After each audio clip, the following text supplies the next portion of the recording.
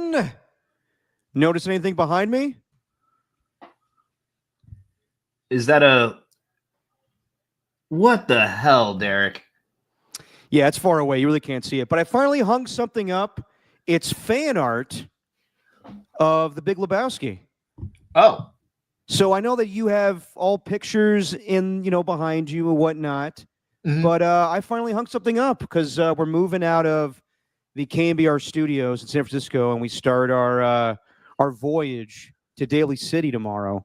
And I, as part of giving away tickets to the Lebowski Fest, which is where Jeff Bridges showed up and a bunch of Big Lebowski fans got to see the movie, a live screening of it, which couldn't get tickets for, couldn't get Jeff Bridges on. Regardless, I got a little fan art as a token of appreciation for the fine people that put on the Lebowski Fest, and I put it up on my wall over there. But you can barely see it on the stream. It's hard. What is it?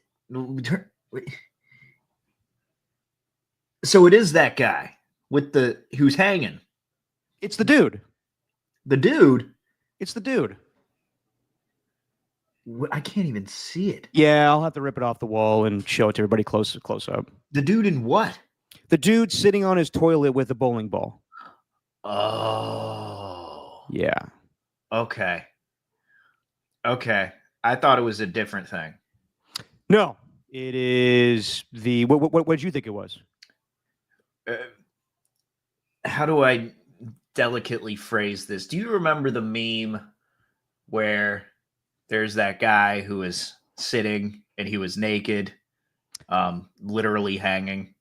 Are you talking about the thing that Rick Tittle would send us quite a bit of times to say, look at this link, and Correct. Sure enough, it's the big black guy? Yeah. I thought it was that. No, I would. I was like, "Why are you hanging that in your apartment? Is this?" No, I would never hang that up in my apartment. No,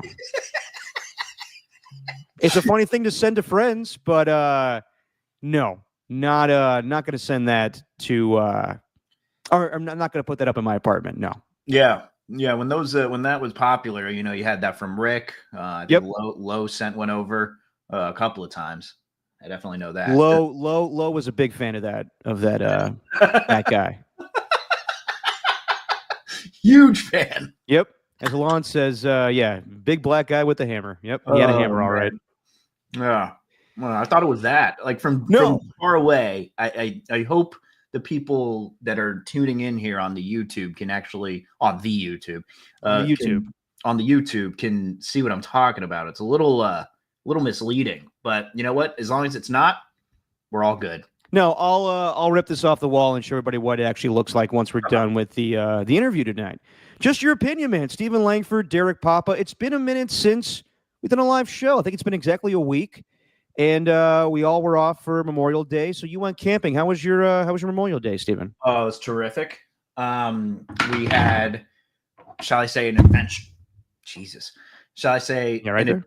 Yeah, I'm all right. I'm hitting my elbow on the desk. I'm knocking over the lucky loaf of bread that I have sitting on the desk at all times during this podcast. Okay. I don't know what the point of it is, but whatever. No, it was a good time. It's just I think we should have brought the lucky bread to the trip because there were a couple of things that went haywire. Overall, the camping trip was great. Went with a few friends and everything. But Jesse and I were in such a rush because we had to get to the doctor's office to pick something up before we left. Yeah. And we were in such a rush that we kind of forgot Jesse's bag of clothes. Yeah. Now she had an extra bag with stuff in it, but there was a lack of underwear. I think shirts we were okay because I had whatever. I had a couple extra things, but also there was a Big Five Sporting Goods, and so there was a Big Five about a half hour away in Susanville. So we went there, picked up some stuff.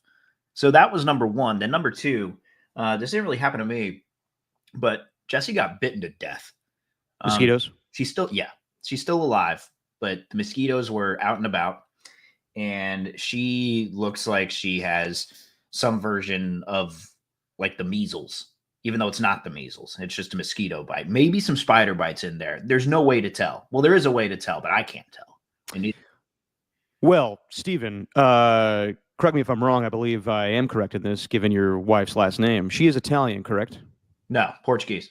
Oh, well, never mind then. My theory is, I've always heard this. I get bitten the fuck up as an Italian man. And apparently, when you're Italian, your skin is sweeter to mosquitoes. Why is that? I don't know, but I've always heard that. So I thought that Jesse was in the same boat as me, but apparently not. But maybe it's the same thing for Portuguese. Yeah, the Portuguese people, big mosquito-bitten nation there. Otis is taking this very seriously. Dang, get well soon, Jesse. She'll be fine. She'll be fine, Otis. She's okay. She's all right. So that happened, but then there's like it was funny. It was on this place called Eagle Lake, right? Yeah. And we were convinced there was like a beach there. So in my head, I'm picturing, not like a beach with an ocean, but I'm picturing something like Lake Tahoe where there's some sand that you could sit in, and obviously it goes out to the lake, no waves or anything, but right, just a chill atmosphere. Then so we go out one day and we go towards the sign where there's a beach, and the parking lot's empty, just completely empty. We're like, this is weird. It's the middle of a Saturday. It's a really beautiful day out. There's no one going to the beach. All right, guess we're the only ones. And then there's this little walkway. There's no sand at all. It's just a bunch of marsh. And we were thinking this was a place that we could go like floating with our rafts and all that. In the marsh. In the marsh. You put the body in the marsh. Hey, this ain't reality TV. And we went out there. At first, we were like, this can't be right. There's got to be another way. There's got to be another. But we're looking around. There's no, it doesn't look like there's anything. But there's got to be another beach somewhere. And so we went to the marina where there's a bunch of guys fishing and parking their boats, whatever. Mm-hmm. And I guess I didn't get out the car. I was in the back of the car. I was a big car. I was in the back. I was like, they're like, don't bother getting out. Just we'll go ask. So they went to ask the person at the front desk, and they laughed. They laughed at the idea of us finding a beach. They're like, it has a little sand. Like, yeah. Fine. So anyway, we went out there and we treated it like a beach, and we had a good time. It was a little small, or it was a big area, but the little piece of sand, there was like a little chunk of it, a little bit of land that we could sit down. I don't know. We enjoyed it, man. It's a good time. Although, like, I felt bad because, like, I didn't know we were going fishing on this trip, and then I found out kind of last second. And I was really looking forward to sleeping in. Like, I didn't want to get up at 4 o'clock in the morning when I do that daily. Who were you with? You remember the guy who officiated our wedding? Yeah, Nick. So they woke your ass up early to go fishing? No, they didn't. Oh. No.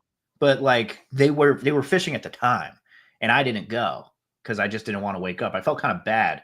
And I keep on telling, and Nick's one of those guys I've said where it's like, oh, I'm in Alameda. Now I'm going fishing. Like, it's like, oh, I'm a fishing guy now. Right. And anyway, didn't happen. So it's like, Steven, you didn't take advantage. What are you doing? Yeah. Well, as long as you had a good time and you guys weren't really roughing it without underwear and shirts for Jessie, and even though she was getting bit up by mosquitoes, it sounds like you guys had a splendid time. Yeah. I mean, I could show you a gross photo of it if you want. Sure, by all means. And by the way, people are checking in here, Rock a New Era. So this isn't live. No, I mean, we're doing a live show right now, everybody. But yes, as I said before, and this is awesome that we're doing this today, but Tom Tolbert is going to join us on the show today. And yes, we had to tape this yesterday. And sorry, but like I'm not going to ask Tom to do a live podcast at 7 o'clock at night. So yeah, you will listen to this interview and you will enjoy it, no matter what happens. If it's pre-recorded or live, sorry, everybody. Well, sorry, but like it is what it is. We were doing it on Tom's time, and this is the way it is. But no, we had a great interview, and we'll play that for you in a little bit here. But you have this photo, Steven? I can't upload. I don't know why it's not uploading. Okay. Yeah, you know what? It's probably better. It's better for the people. Like if anyone's eating dinner or something, They'd chuck it up. Yeah, you're simultaneously eating and watching this podcast. Mm-hmm. Get you in the mood for some food. You never know. It's like some kind of outbreak. Yeah, exactly. My weekend, I just went to see my little brother graduate law school in Santa Clara, and we were supposed to get together on Friday night. And God, my little brother, smart kid, obviously, he was on here talking about the draft, and he's going to be a lawyer if he can pass the bar. But I guess he's an attorney now that he's graduated from law school. But Friday night, I text him saying, "All right, so what's the plan for the graduation ceremony?" He goes, "Oh, it's going to be at 9:00 on Saturday morning." And I was like, "Damn!" That's early. He goes, "Yeah, we're all going to go meet up the night before, and we'll have dinner, and then we can all go to the ceremony the next day." And I'm like, "Oh, sweet, okay, that's convenient." So I say, "All right, well, I'll let you know when I'm off work." So I text him. I say, "Headed to Berryessa Bart, should be there in an hour." And he goes, "All right." And then we're texting back and forth and whatever. Then after an hour, it's a long BART ride. I get to Berryessa Bart, and I say, "Hey, you picking me up?" He goes, "Yep, I'm here." And I'm like, "Where are you?" And he goes, "I'm right in front. You can't see me." And I'm like, "Dude, where are you?" And he goes, "I'm at Walnut Creek BART right now." I'm like, "No, dude, I went to Berryessa BART. I texted you that. I'm assuming we're having this dinner in San Jose because your graduation ceremony is in San Jose." He goes, "Oh, shit, no. Fuck, I missed that text. That's a big fuck up on my part. No, I'm in Danville. We're all driving over to San Jose the next morning." So I went on a hour-long BART trip for nothing, and then immediately turned around and took BART all the way home again. After 2 hours, I was spent, and that's just the lamest Friday night I've had in quite some time. Did go to the ceremony the next day, but yeah, Nick, for a smart individual that he's claiming to be, really dumb move. Got to be honest. Wow. A papa getting some planning wrong. When have I ever done that wrong? I don't know. You're just always the one that shows up to Greek Fest last, for example. It's not I plan to be there at the appropriate time I want to be there. It's not like I didn't know where to go. I didn't know I am going to the right location. Yeah. But anyway, no, had a good weekend. Was very proud of my brother to graduate, so that was cool. Is he gonna do the thing where he does whatever, quits law, so he could do some college football analysis or what? Yeah, we'll see how hard it. Yeah, we'll see how hard it is to be a lawyer, and he'll be the new Mike Florio. Oh God, I hope he's better than Florio. Florio, complaining about this, complaining about that, then writing mafia books on the side. You can do it. Yeah, I can see that. All right. Real quick before we get to Tom, is there anything you want to get to, Steven? I know you want to talk about the NBA, and as we're doing this live right now, the Thunder kicking the crap out of the Minnesota Timberwolves but to clinch the Western Conference Finals and go to the NBA playoffs for the first time, I believe, since 2012. Mm-hmm. So we will, when Tom's interview is done, we'll update you with that finale. And then, it looks like it's going to be OKC. And most likely it's going to be the Pacers, but we'll see how that goes tomorrow. But, Steven, you want to talk about quickly the state of the NBA and the face of the league. Yeah, well, it's not so much like I want to talk about the face of the league and argue with you about whether it's going to be Tyrese Halliburton or Anthony Edwards or Shai Gilgeous-Alexander or Victor Wembanyama. The list goes on and on. Like ESPN's doing enough of that. But I'm genuinely bringing this up because I don't know how to talk about it. Like I don't know how to sift through my feelings. Okay. I don't know whether to ask, like, is the NBA in trouble in terms of viewership? Because this is going to be a completely new era in the NBA, obviously. And you don't have, LeBron James, Kevin Durant, Steph Curry, all of them are going to be gone. And they've kind of been driving a lot of not just like the viewership, but a lot of the conversation. And it feels like championship teams have been built around them. And it doesn't feel like there's going to be like a dynasty in a while. I'm just wondering like where the NBA is headed if we're arguing over who the face of the NBA is, when you kind of known who the face of the NBA is ever since, I don't know, Bill Russell Wilt Chamberlain. I mean, it feels like this next generation of players, there isn't that superstar who's like a bona fide, this is the guy who's leading the league. And I also wondered, Derek, and I want to play this because I thought this cracked me up. This absolutely had me dying. And I didn't want to because I'm in the middle of the newsroom where people are working, people are busy, people are trying to find some news that's real, at KCBS, actually trying to inform people of what's going on in the world instead of, just what's happening in sports.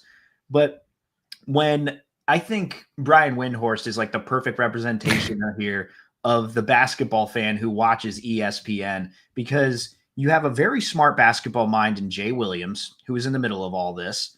And then you got Stephen. You got Stephen A. Smith and you got Chris Russo, and they're just yelling. I'm not going to play the entire minute and a half, but I'm going to play the last minute where it really gets into the meat and potatoes.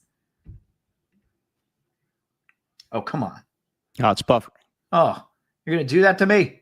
You're going to do that to me? You're going to buff on me? Oh, come on.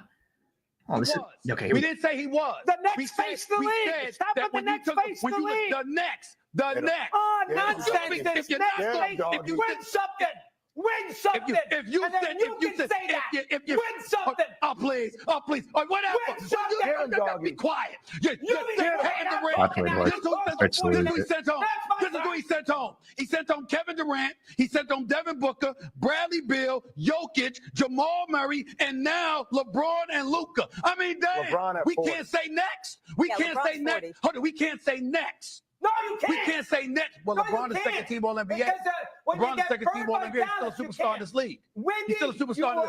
LeBron didn't play with a superstar in this league. Will you be quiet? I agree. And thank you very much. About face of the league. We're talking about the game, not face of the league. The game. Why? Oh, man. I agree with Windhorst. I mean, like, the whole face of the league argument is going on right now because we don't have big names right now playing. Right. You have Tyrese Halliburton, who, if you watch hoops, you know who he is, but nationally, you're not going to know who he is. Anthony Edwards is well known, but nationally, he's not well known. Jalen Brunson, I mean, the Knicks are a brand, but Jalen Brunson or anybody on that team is not a household name. I mean, right. Yeah, same thing with OKC, all of them. That's even better than face of the NBA. Like, who's going to be that household name? I think household name is even more of an appropriate term to use. And I'm like, I'm wondering, like, is that going to be the state of the NBA moving forward? Is it going to turn into Major League Baseball? We get into a little bit of it with Tom, but we're actually talking about the sport and how basketball could be turning into baseball, kinda. Yeah. But is that what sports talk is going to be around basketball in the future? Where it's like, you got, in baseball, I mean, remember when we're playing clips from those two talking about the World Baseball Classic and they're trying to parse through Mike Trout and Shohei Ohtani, and all they could bring up is this face of the league conversation and whether baseball can be popular under these two guys, one who's always hurt and one who's from Japan. Like, it's way too much, and you're getting away from talking about the actual game. And it's funny because someone responded with, on that clip specifically, with one from NFL Live, where Mina Kimes is breaking down coverages, why this isn't going to work for that team and why this team has the edge. You just don't hear any of that in their analysis anymore, except for Tim Legler, who gets a nice cozy spot on Scott Van Pelt's show, which is holding up the ESPN tradition of actually talking about sports and just going through highlights. If anyone watches it, it's a fun show to. I actually enjoy watching SVP, but I'm not tired yet. I just don't really know where the NBA is headed, because it feels like it's just going to be nonstop. Once, you get done talking about the game a little bit, then it's going to start getting into the big picture stuff about, is the NBA in trouble without a face of the league? And it's just going to snowball into something that I just don't think any NBA fan wants. Like, I can guarantee you the talking point on ESPN, if the Thunder and Pacers move on to the finals, is the Thunder and Pacers finals good for basketball? Exactly. And it's like, the Thunder used to be the Seattle Supersonics and the Pacers used to be perennial playoff contenders. What are we doing? Because I was literally about to say that, Stephen, is they will not focus on the matchup. They will focus on the fact that these are not big teams. These are not big markets, not really big names. You, like I said, Tyrese Halliburton, Shea Gilgeous-Alexander, but they're not household names. Really, the faces of the NBA, and this is a big problem they have right now, is still Steph Curry and LeBron James. As Marcus Thompson said it with us a couple of months ago, they are stewards of the game. They are older now, but people still look to them to represent the league. And I don't think you look to Anthony Edwards. I don't think you look to Giannis. And let's be perfectly honest about this. Giannis is big, but also, same thing with Shohei Ohtani. I think that I'm not saying like this is the case for everybody, but I think the majority of American fans still have a hard time relating to somebody from overseas. So, and I think that everybody loves Giannis, but to be a household name, to be the guy that Steph Curry and LeBron James is or are, that's tough to ask of Giannis. I think that's tough to ask of Victor Wembanyama. I think that's tough to ask of Anthony Edwards. I don't think that they're put in big markets or they're just not, the same personalities. It's hard to describe, but yeah, I think that it's the same thing with baseball. No one talks about baseball on ESPN until the Yankees and Dodgers play. The reason why, and this is my argument for football all the time, is people still care about football, the games. And it really doesn't matter if the Jacksonville Jaguars are playing the Arizona Cardinals. You're still going to watch it.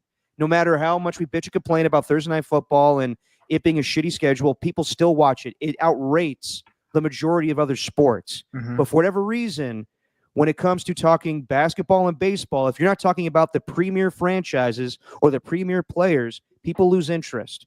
It's very different in sports where people will consume anything football related. But when it comes to baseball and basketball, you better be talking about the Lakers. You better be talking about the Warriors, LeBron James, Steph Curry. If it's baseball, it's the Yankees or Dodgers. The other teams don't sell. And that's why I think that basketball may be in a tough spot right now where their biggest names are diminishing and getting older. And the younger guys are intriguing, but to a mainstream audience, there's not enough interest. Yeah, I don't really know. But it also felt like not so much Steph, I guess, but guys like LeBron or Kobe or Magic, they were naturally suited to be just that in the league. They were naturally going to become those household names, those that are globally popular. Obviously, there's Michael Jordan too. Like, I don't know if the NBA has that guy right now, and I get why there's the conversation, but I think the fact that there is that lack of that guy, then I think it's going to drive a lot of the talking points. And that's just kind of where I don't know if the NBA is in trouble necessarily. I think people are going to watch. Like, the viewership's still up. Like, I believe it is. There hasn't been anything for the Western Conference Finals or the East. I mean, I'd assume there's a lot of ratings for the East, but not so much for the West this year. But I think Rocco Nuera makes a good point here. A lot of NBA superstars are not American other than Ant-Man. I think that, right or wrong, I think that does have an impact on how people are interested. Yeah. Yeah, to some degree, which is kind of unfair, but it's extremely unfair, but that's how things are dictated in our society, unfortunately. Yeah, but you haven't had that guy who's getting Sports Illustrated covers since he was in high school. You know who's supposed to be that guy? Zion. Zion was supposed to be that guy.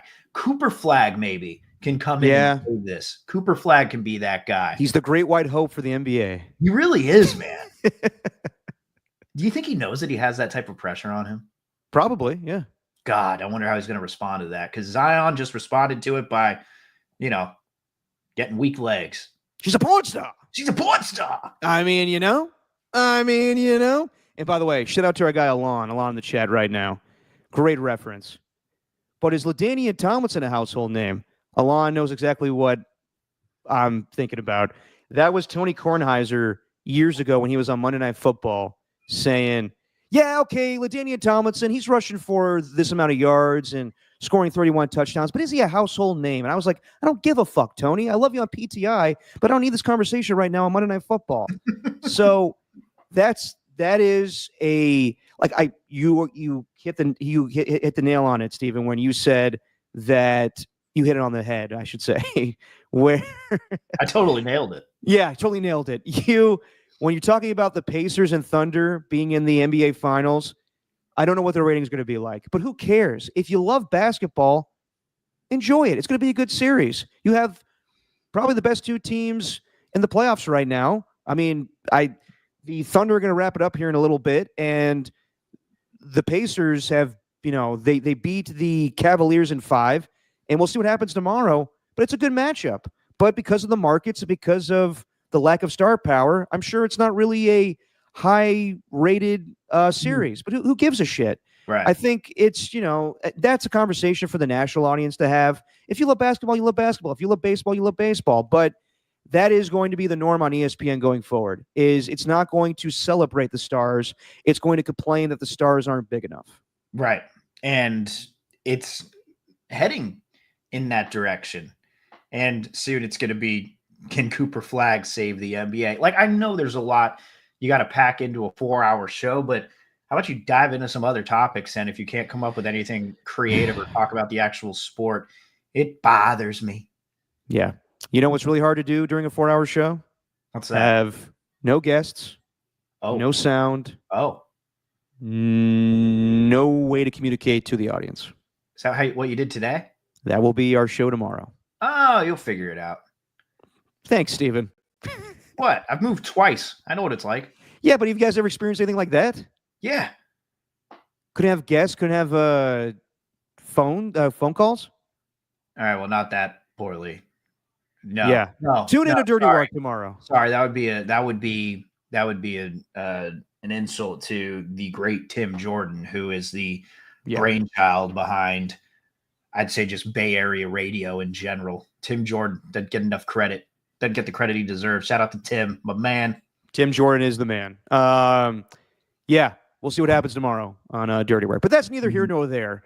Real quick before we bring in Tom, did you see what Kendrick Perkins said? I guess you didn't, because I asked you about it before the show tonight. I didn't. I saw like a headline, but I haven't. To be honest, I haven't watched anything that Kendrick Perkins has said in a while.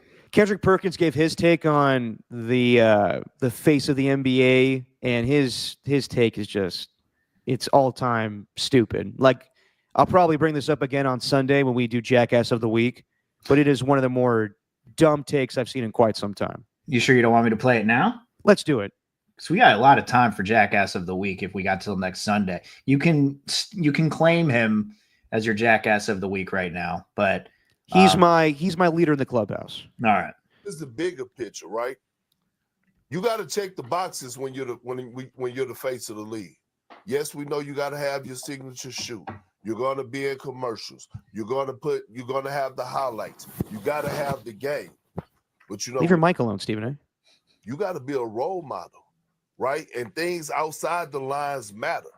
Now, if you go down the list of all the faces of the league in the history of the game, you look at Larry Bird, Magic Johnson, Michael Jordan, Kobe Bryant, Shaq, LeBron, Steph. What did they all have in common? While they was playing in the league, they all were family men. They all were married with kids.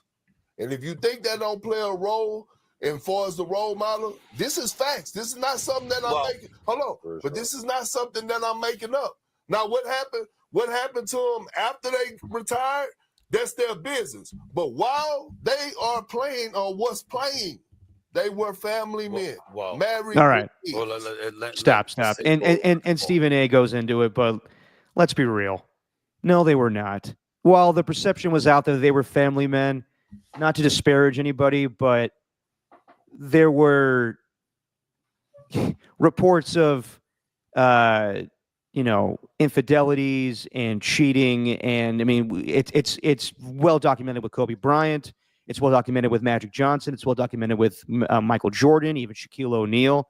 Just because the perception was they were family men does not mean that they were actually goody two shoes and being faithful to their wives. So I think that was a stupid thing to bring up, just because Anthony Edwards is not married, doesn't have kids, or whatever's going on with him with the multiple, baby mamas out there. That is not the reason why he's not the face of the NBA. And to Perk's point, what about Kevin Durant? You can make the argument that at one point he was the face of the NBA along with LeBron James Man's never been married, doesn't have any kids. So I thought that was just a completely stupid argument. You think Stephon Diggs can be the face of the NFL? Dude, man. You remember that video I think we played on this podcast a long time ago, where they interviewed the Minnesota Vikings locker room, and they were all asking, who would you not want to date who would you not want to date your sister? And everybody was like, Stephon Diggs, hands down. Yep. I don't know what went on with Josh Allen, why they're not friends anymore, but Stephon Diggs living his life with Cardi B, and he's on a yacht Memorial Day weekend, hanging out with all their friends. All of her friends are calling him daddy. Those are some good friends. And he seems to pull out a pink substance to party with all these beautiful big booty women. Yeah, And what's that? Just chewing gum. Just some bubble chewing gum. gum. Yeah. And Mike Vrabel had to answer for that. And we'll see what happens with Stephon Diggs. Oh, Vrabel's going to love that. Yeah. They needed a wide receiver bad. And, he's made big moves for like Julio Jones back in the day or DeAndre Hopkins. We'll see exactly what was in that bag. I don't think it was chewing gum, but Mike Vrabel having to speak to that today and saying we want our players to be professional on and off the field. Maybe next time just don't have somebody Instagramming live or Instagram live while you're on a boat and you have pretty much a Minnesota Vikings sex boat thing going on. Yeah, it kind of makes this Giants picture seem tame, doesn't it? Oh, God, remember that? God, people were giving Odell Beckham shit for the week of a playoff game going on a boat with all of his buddies with their boots on and pants, and now looks pretty lame, where Stephon Diggs is getting freaky with all of Cardi B's friends. Cardi B there. Stephon Diggs is 2 months younger than I am. Look, man, that's a relationship that'll last. I'll tell you what, I expect them to be married a long time. Well, we'll see if they even get married. But hey, oh, they will, Derek. It's going to happen. This is a committed relationship. Okay, big stuff. Yeah, we'll see if Hey, Cardi B's letting her friends in on the act. It's Stephon Diggs is something. Officially in the I don't care stage. He is. He knows what he's doing. He's not an idiot. He's always been like that. Yeah, but he's at least like gone out and performed on the field. This is the type of thing that feels like it's going to impact you. Just this situation. I don't know. Yeah. As Rocket New Era says here. So it was a big league chew. No, don't think so. Don't think it was big league chew. All right. We've prolonged this long enough. So me and Steven got to talk with Tom Tolbert yesterday, and it's an awesome experience. When initially when we went on and I was like, how long you got? And he was like, I got about 45 minutes. And then as 45 minutes, passed, he was like, you know what? I'm having a good time. Let's keep going. We talked to Tom for about an hour and 18 minutes. And honestly, I enjoyed the hell out of it. Tom is honest about everything going on now, his move to YouTube, and what he thinks about the Warriors and Jonathan Kuminga, talks about beer, talks about animals. And honestly, this was really special for me because I miss Tom every day when we're doing the show. And I know that I got this opportunity to do this, but it just doesn't feel right, the circumstances that it happened in. I know that I hope no one thinks this, but I never wanted Tom to leave. I always wanted him to do the show with him. I didn't leave LA to go work for KMBR to become a on-air host. I wanted to work with Tom Tolbert. I've always admired his style. I like that he doesn't give a fuck. He, in my mind, is the king of Bay Area radio. And it was a privilege to work with him for almost 3 years. And I knew eventually that day would come to an end, but I didn't want it to be that quickly as far as he and I working together.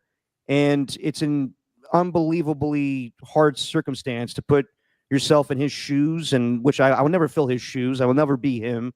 I'm not trying to be either. But the fact that he was willing to do this interview, and we've stayed in touch, but the fact that he was willing to do this and talk to me and kind of, give me props to the next stage of my career, that means the world to me. So I am forever grateful that Tom was willing to do this, and I wish nothing but the best for him going forward. He seems incredibly happy doing the YouTube show. So let's do this. Well, just real quick, Steven, you enjoyed talking to him too as well. Yeah, it was great. No, it was All awesome. Right. I got nothing but good things to say about him, and I highly recommend anyone stick around because it was a really just fun, natural conversation, and we kind of just get into a variety of topics. It didn't feel forced. You know what I mean? Right. Some interviews can, and this one just felt like you were kind of, having a conversation with a guy who has experienced a lot in his life, and it was just fun to talk to him. Definitely. So we'll get on after this interview is over, and yeah, it looks like the Thunder are moving on as they're leading the Minnesota Timberwolves 122-87 with a minute and 25. So I'm assuming the Thunder are going to the NBA Finals. We'll react to that a little bit afterwards, but let's not keep anybody waiting anymore. Ladies and gentlemen, here he is, Mr. T, Tom Tolbert. All right, join us now on Just Your Opinion Man is a former Golden State Warrior, 28-year radio veteran on KMBR, now a YouTube host. Been a basketball analyst for NBC and ESPN, star of Like Mike, lover of beer and animals, but you may know him best as Fabian. Ladies and gentlemen, Tom Tolbert. Tom, what's shaking? What's happening? I'm trying to get this stupid mic going here. It's this camera, so I'm like at least somewhat close to centered up. No, that looks okay. What is this like now when you have to set up your YouTubes now? Horse shit. Yeah, I figured. No, it's not that hard. I just Ogden and Max come and set it over. Those are the two guys that I'm working with. You know Daniel really well. Of course. Who is my producer at KMBR, and I know you're good friends with him. And then Max, I met through Daniel, who does all the video stuff. So they come over when we're doing the outside shows, like we have guests and all that, because I get lost doing that. But other than that, we're just remembering where everything's plugged in. If I can remember everything's plugged in, keep it plugged in for as long as possible. It's kind of like when somebody helps me with my tie. I just leave the knot there for years and then just like slide it down, slide it up, slide it down, slide it up. Yeah, and just try to get that to work. After a while, the knot doesn't look very good, and I have to have somebody redo it for me. But I'm all about where's it plugged in. If I plug it back in here, it should work. So far, it's been okay. That's actually genius to keep the knot tied, because I just keep on going back to the same YouTube video that I've been watching for 15 years. No, Steven, you're doing it wrong, man. Just leave the knot in. Yeah. It really cuts down. I mean, I think I've saved a good 48 seconds throughout the course of my life not having to tie a tie. And I tried it 6 months ago. I go, look, almost 60. Like, you know how people have bucket lists? Like, I should probably learn how to tie a tie. That should be my bucket list before I'm 60. So I got on YouTube. You can do everything on YouTube. I figure I could probably do spleen surgery on YouTube, but I still can't fucking tie a tie. I tried like 6 different ways too. It was like all these different ways. And you got the Windsor knot, the half Windsor. And I just couldn't do everything. It just came out looking like shit the entire time. Like you want it to be like kind of like a fist, like a big like knot up there. Right. And it's just limp. It just sucked. I was like, this fucking sucks. So I think I had Weston do it for me, and I just went with that. Nice. I should just go with a bolo tie or something. Ooh, I got a weird, nice. embarrassing little story. But we recently went to a wedding, and I could do like a half Windsor. I could just do the regular half Windsor. But my friends, or the friends at the wedding, were doing the double Windsor knot. I'm like, well, I got to learn how to do that. So I had my tie like on the floor, still from the wedding. And I had some free time, so I literally attempted to do a double Windsor knot like over a T-shirt because I was bored. Yep. And I ended up looking like a 4-year-old trying to get ready for like a school concert or something. Yeah, like big mistake, Steven.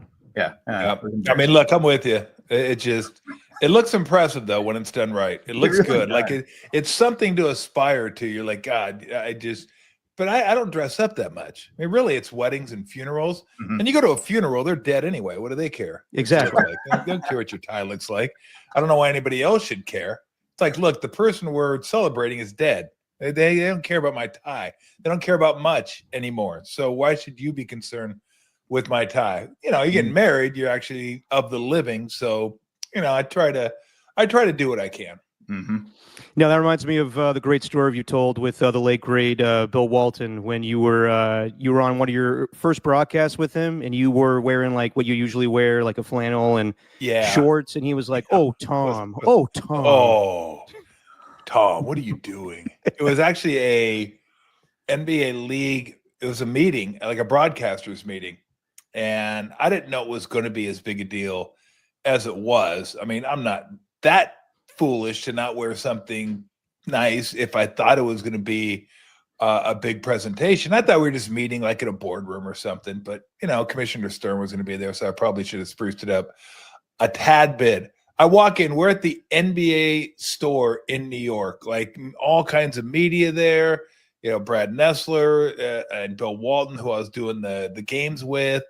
And then I think Doc was there. Danny Ainge was there because they did the TNT. They did the whole blowout thing. And they're all wearing suits, and I'm just wearing fucking jeans, like a T-shirt, and something Pearl Jam might wear fucking at a concert. It was just like this ratty green terry cloth sweatshirt. Yeah. And I walked in, and I was like, oh, brother, oh, man.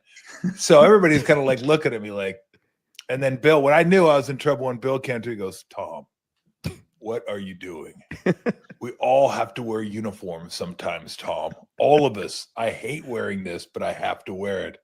And I said, yeah. So when Bill's saying that to you, you're messed up. So actually, Commissioner Stern was so upset that he made somebody go out and buy me something. So they bought me slacks, sports coat, and a sports shirt. And I put that on and at least look presentable. Wasn't the first time that it happened, by the way. Later on, when I was calling games, I was in Sacramento, and I must have left my pants at home. So all I had were these fleece pink flowered pants, like shorts. Wow. Yeah. And they were just wild. So I go to the game, and I have my sports coat on, my shirt, and these pink fleece pants that have flowers all over them. And they're just like, what? I go, I forgot my pants. So again, they had somebody run out to a store. What size do you wear? Buy me some slacks. And I put those slacks on. I was good to go. Maybe that's why they got rid of me. They're just like, we're just tired of buying this guy clothes. You kidding me? This guy's wearing out our budget over here. That's incredible. I'm sure you knew like Bill Walton beforehand, before you guys worked, because I was actually going to ask you about that, about the NBA Finals and that broadcast in 2003. Yep. But was it just different working with NBA Finals broadcaster Bill Walton versus just the regular Bill Walton that that goes to Grateful Dead concerts and wears tie-dye? No, Bill was Bill. Yeah, I mean, and it happened by accident. We were working a Houston game, Houston Lakers. And I don't know why they put us together for some reason. Maybe they're just kind of mixing and matching and seeing what works. And it was, I don't know if you remember the, I guess, controversy, whatever you want to call it, when they asked Shaq about Yao. And he goes, next time you see Yao, tell him I said, ding dong, ding dong, ding dong. I was like, I mean, I didn't take offense to it, but I didn't find it all that funny, to be honest with you. Like, Shaq's funny. That wasn't that funny. Right. But everybody made a huge deal out of it. And I said, look, ask Yao. If Yao makes a big deal out of it, then maybe we should all make a big deal out of it. And everybody knows that Shaq's a jokester. Like, Shaq wasn't doing it to be demeaning. Shaq wasn't doing it to be hurtful. Shaq was doing it to be funny. And anybody who tries to be funny, and I know this, sometimes you just miss the mark. You're just like, well, shit, that didn't work. And you just keep on moving. Not everything that you say that you try to be funny is going to hit. So I was defending him on the broadcast, and Bill was just crushing him on the broadcast. And that was my whole point. Like, you have to look at who Shaq is. Like, this isn't something that he meant to like he wasn't serious. He wasn't trying to hurt He wasn't trying to crack Chinese people. It was just something that Shaq thought would be funny to say. It wasn't. But Yao was the one that said, no big deal. Like, let's move on. And then, like, to me, that's good enough. When the guy it's directed at, or the girl it's directed at, whoever it may be, says, look, this is not that big a deal. And it really wasn't. And people, I think, when they actually hear that, they're taken aback. And I told people, I go, you think that's awful? Be in the locker room for a couple hours with us. Yeah. You'll hate us all. Like nobody will have sponsors at the end of 2 hours in a locker room, because that's just the way guys talk. And I bet, like, if you go to WNBA locker rooms and other locker rooms where women are talking, like, you'd be like, holy shit. Like, it's wow.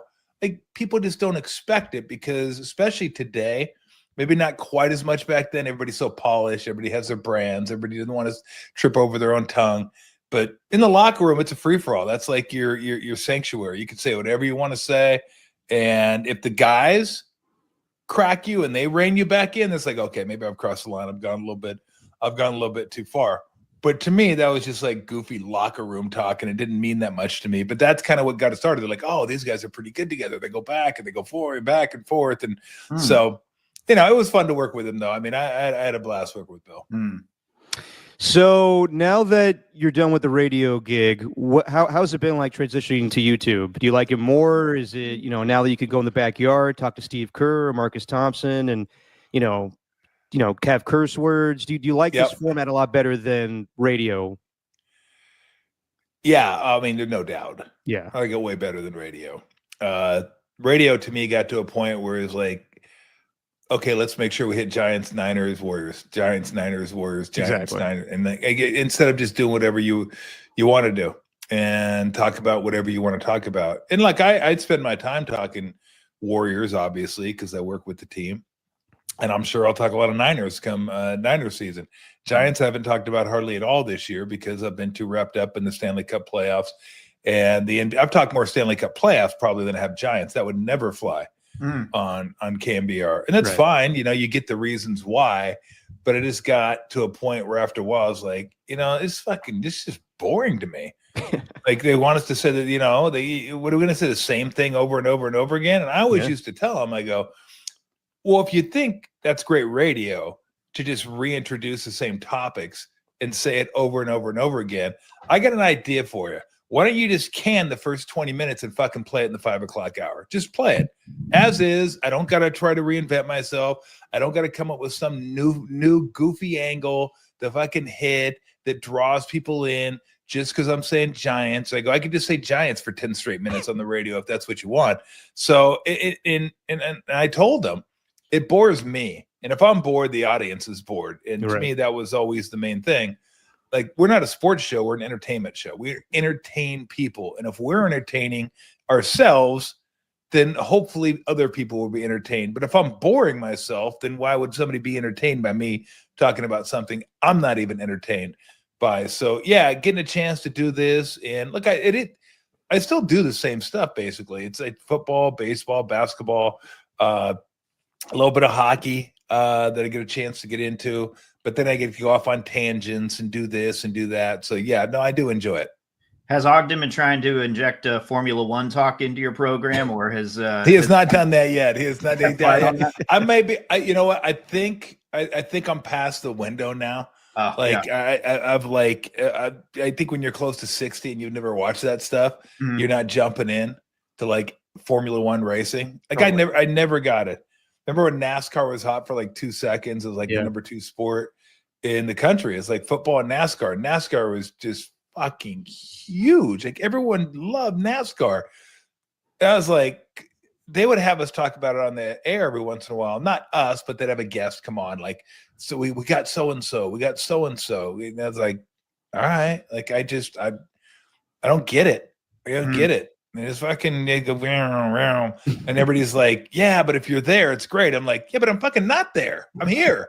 They're there. I'm here. Watching it on TV, I don't get it. And I don't begrudge anybody that does get it. That's great. If you love to watch it, 2 hours, 3 hours on a Sunday, perfect. That's your thing. It just was never my thing. And I tried to explain to people, like, because they go, why don't you talk about this? Why don't you talk about that? And I go, I'm sorry, I don't like WNBA is hot. A lot of people want to talk WNBA right now. Caitlin Clark, Angel Reese, that seems to be a talking point on every single show. And I guarantee you, most of the shows that are talking about this talk about it because people I think are interested in it. They think people are interested in it, and then they watch a grand total of fucking 30 seconds of WNBA over the course of a month. They don't watch it. They just watch a clip of Caitlin Clark and Angel Reese. So I don't watch it. And everybody's always like, why don't you watch it? What are you, sexist? Like, no, I'm just not interested. And plus, once I get done with the NBA, I'm on to baseball. Like, I'm very traditional in that sense. That's how I grew up. I played football during football season, basketball during basketball season, baseball during baseball season. And that's what I watch. Once the season ends, I'm done with that sport, and I want to move on to the next sport. So once the NBA playoffs are over, and once Stanley Cup playoffs are over, I'm on to baseball. I haven't watched, no one ever accuses me of being sexist when I say I don't watch the UFL, because I don't give a fuck about the UFL. I'm done with the NFL once the Super Bowl is over. I don't want to watch your other league. Like, I don't care. Let's be honest. It's second-rate football. Yep. I watch basically the Premier League.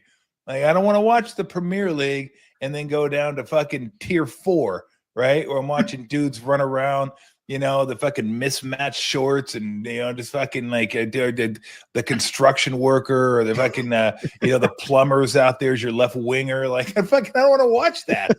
Like, I want to watch the best. So once I'm done, NBA is the best. Mm-hmm. Major League Baseball is the best. NHL is the best.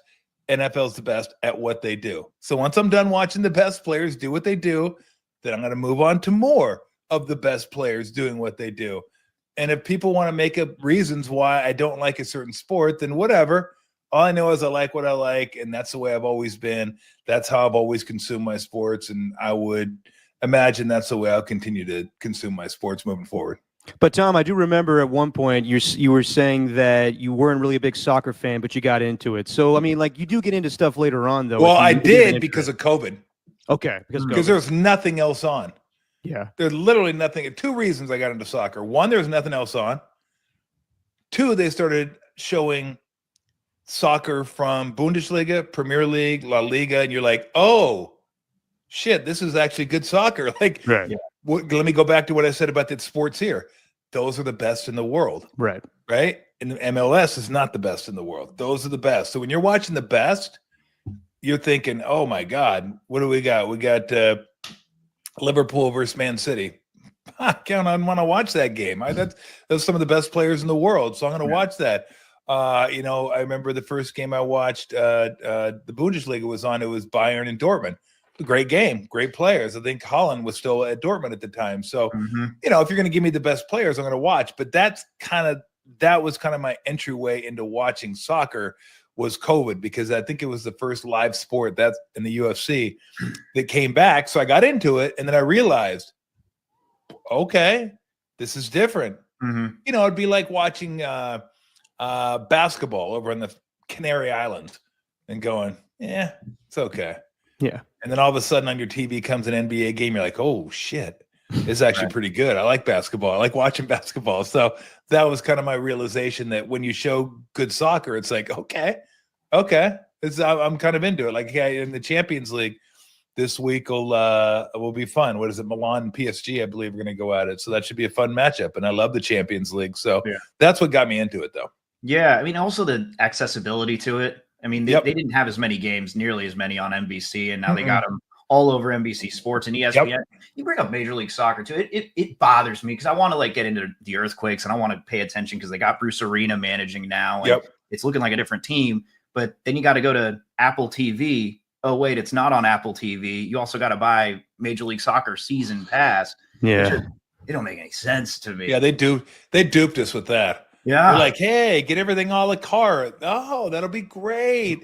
Oh, except you're going to have to order, like, if you want a steak, you're like, can I order the steak a la carte? Yes, but you're only going to get the top half on this channel. The bottom half comes with this streaming service. And if you'd like condiments to go with it, that'll be on this streaming. You want any steak sauce? That'll be on this streaming service. Like, well, shit. I mean, everything's a la carte. Like, even the salt, I got to get salt. I got to order that, pay for it. I mean, to watch all the sports now, you literally have to have everything. The NFL's gone to Netflix. NBA's on Prime. So is NFL on Thursday Night Football. I just got rid of cable because I was like, it was funny. I did Xfinity for like 20 years. And there's nothing against Xfinity. They're great. But once my the package that they had for me as a spokesman or whatever you want to call it, I'm still not saying influencer. That's so fucking pathetic. But I did spots for them. They're like, they were really cool about it though. They gave me 6 months. So like, because of what you did and we appreciate it, we'll give you 6 months. And then after that, you're going to go back to the regular prices. And when they told me what that was, I was like, holy shit, people pay that for cable? You got to be kidding me. Yeah. So I made my son proud and I go, let's go YouTube. Let's just do that. He goes, wow, now you're talking, Dad. Now you're getting it. So I got that, but so I think Prime so I got rid of the baseball package, but that's on Prime. But everything, right? Like everybody has their own thing, and the NFL has a bunch of things. You want a couple games here and there, make sure you get Peacock. You want your Christmas Day games, make sure you get Netflix. You want this, make sure you got Thursday Night Football, make sure you get Prime. So we're not saving any money doing it. It's just, I should have known from the get-go, like they were just duping us. Like, oh, we got them. Everybody thinks it's going to be a lot cheaper. It's really not that much cheaper.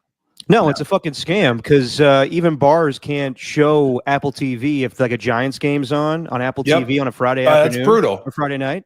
No, it's insane. So it is insane. Yeah, and I forgot Apple TV. They have the Friday Night Baseball package. Yeah, it's just like it is. It's. I can't wait till every college football conference is going to have their own streaming service now. You want to watch SEC, go to Paramount. You want to watch the Big Ten, go to Peacock. You want to watch it's just, it's unbelievable, but that's the way of the world. Hopefully for that happens, I die. Or for that, all that happens, I die. I won't have to worry about it. Yeah, by that time, the college football playoff is going to be like 20 teams at that point. 20 teams. Games are going to be on pay-per-view. It's going to be pay-per-view. Yeah. I know. It's coming. Yeah. You brought up the Giants talk, and ever since Derek started working on KBR, we've been putting more Giants conversation into this because he's actually paying attention, which is hilarious because he's just like, all right, Steven, who's going to be the 5th starter after spring training? That's a great impression of me, Steven. But I do want to ask you, as an Angels guy, in 2002, working for the sports leader, what was that experience like during the World Series and kind of being the guy on the other side of it? Tom claims he was rooting for the Giants back then. I was. Wow. Well, I wouldn't say rooting. It was a weird experience. Like I wanted to see the Giants win because of Kenny Lofton, who was my teammate at Arizona, and JT Snow, who I went to school with at Arizona. But I also wanted to see the Angels win. So I mean, I felt like I was winning and losing either way. Because when the Angels won, I wasn't upset. Well, I mean, I did have the Giants at 20-1 to win the World Series. So that kind of sucked. But I did crush it throughout the course of the playoffs. So they won me enough money that I wasn't like too mad. But 20-1 would have been a nice hit. But that Angel team was really easy to like. Really easy to like. I mean, the way they hit and ran. I mean, I just love the way they played baseball. I mean, Troy Glaus was like their big like bopper in the middle, but then Darren Erdstad was a stud. Then you had Kennedy, and you had Fulmer, and you had Eckstein, and you had Napoli. I mean, they just had a bunch of dudes. I remember, I think at one point during that year, maybe it was the following year, but I think it was that year. And this is insane to think about, especially with the way baseball is played today. It was like July, whatever it was, maybe even early August, and the whole team was hitting over 300. I mean, just insane. Like I remember an inning they had against the Yankees where I think David Wells might have been on the mound. They had 9 hits in the inning. 9 hits. Like nobody gets 9 hits in an inning. Not then, certainly not now. And I don't think one of them was a home run, scored like 5 runs, 9 hits. And I just love the way they played.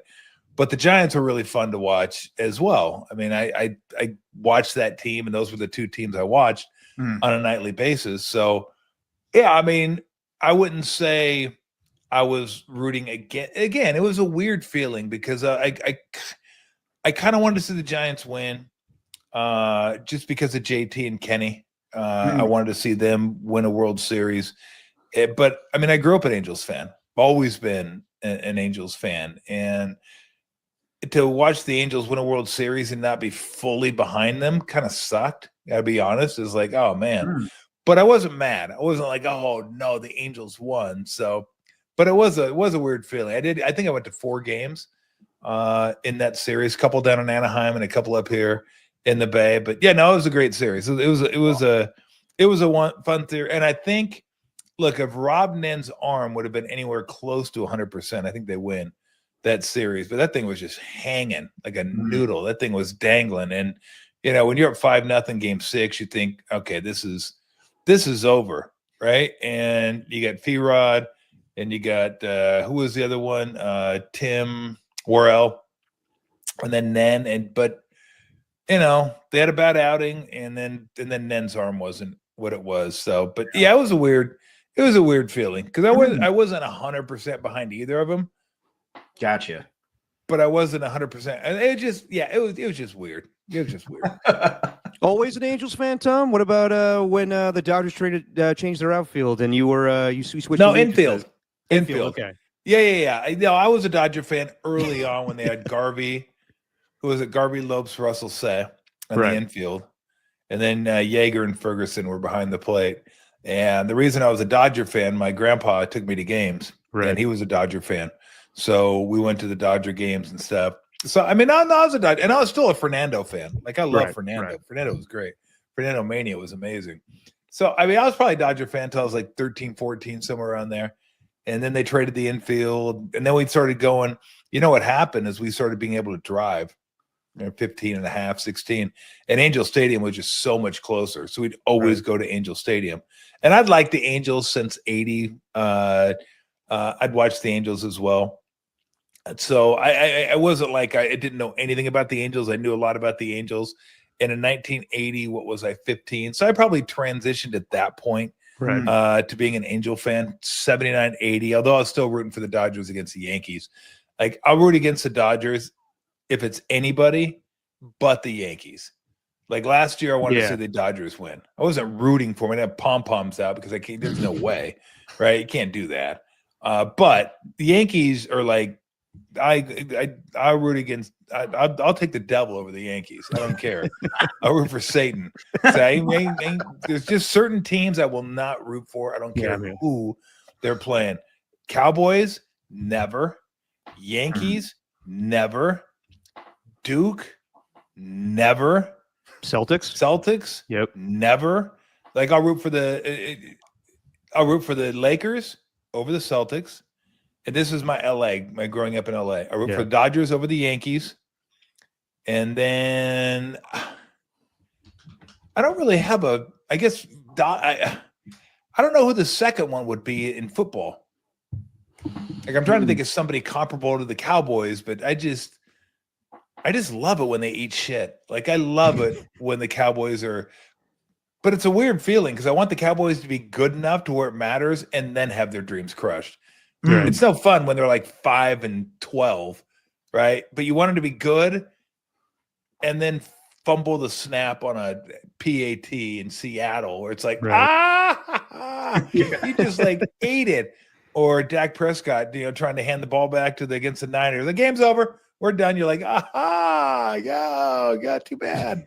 So I love watching the Cowboys just get crushed. I don't know that I have a close second.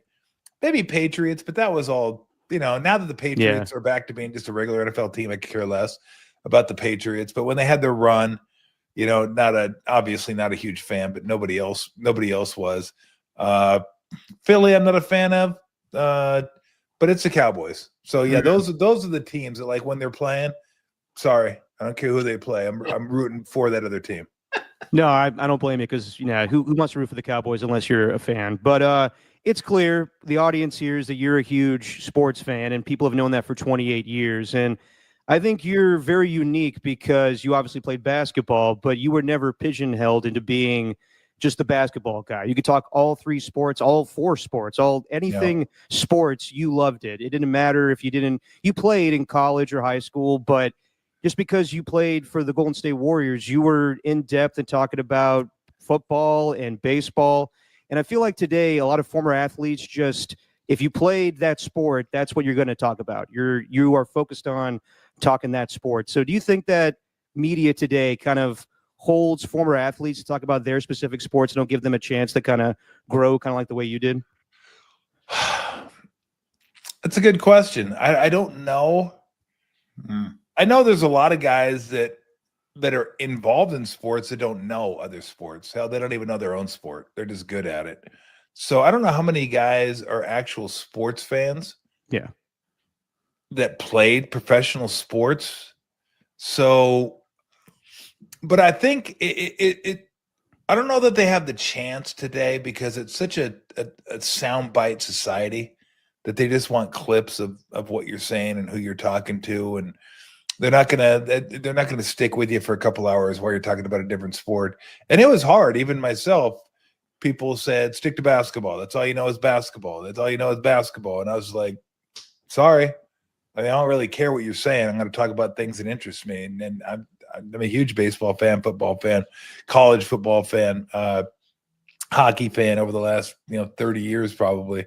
So I'm going to talk about those things.